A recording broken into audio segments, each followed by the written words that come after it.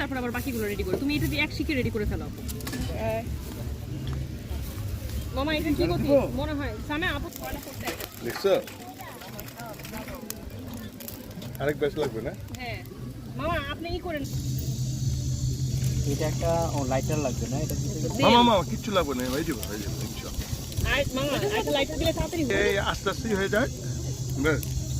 হয়ে যাবে এখনই হয়ে যাবে দেখি খুব তো ওইটার মধ্যে ব্রাশ করে নাও মামা সিগারেট দাও বিসমিল্লাহ